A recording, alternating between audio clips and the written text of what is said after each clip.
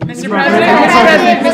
President. On testing, sir, you said we have to do better, but public health officials have been saying for months you need to surge rapid tests for just this moment. Is it a failure that you don't have an adequate amount of tests for everyone to be able to get one if they need one right now?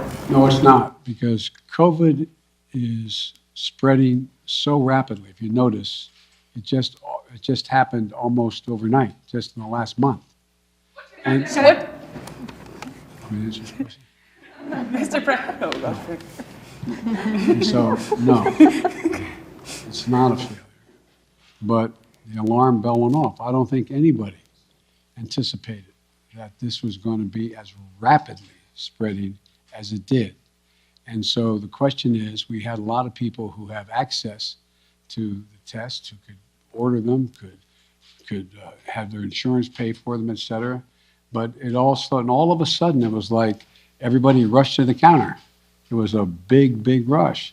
And I knew that was coming, so what I tried to do is meet with the companies and use the Defense Production Act to get 500 million more tests and figure out how to get them to their homes, get them on the shelves in the store. I mean, so that's what it's all about. Yes. Mr. President, what's your message to Americans who are trying to get tested now and who are not able to get tested and who are wondering what took so long to ramp up testing? Come on, what took so long? I'm hearing that from people who are trying to get tested now before the holidays. Well, what took so long is it didn't take long at all. What happened was the Omicron virus spread even more rapidly than anybody thought. If I had told you 4 weeks ago that this would spread by a day-to-day basis, it would spread by 50, 100%, 200%, 500%. I think you would have looked at me and said, Biden, what are you drinking? But that's what it did. Now, we don't know what's going to happen from here.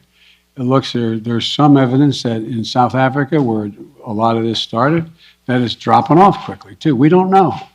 But I do know that we're not going to be in a position, like I said, when we were having a problem with masks and gowns and the like. I said, I promise you. Remember the criticism? I got questions from some of you.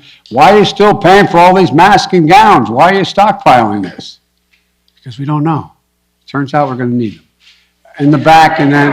Does it work, sir? And will you reverse the travel ban now that Omicron is so prevalent here in the U.S.? I'm considering reversing. I'm going to talk with my team in the next couple of days. Look, remember why I said we put the travel ban on, is to see how much time we had before it hit here so we could begin to decide what we needed by looking at what's happening in other countries. But we're past that now. And so it's something that is being raised with me by the docs, and I'll have an answer for that soon. You talked about the importance of keeping your word of trust. Do you believe Senator Manchin kept his word to you? And how do you rebuild trust with progressives in your party to advance your legislation now? You know, I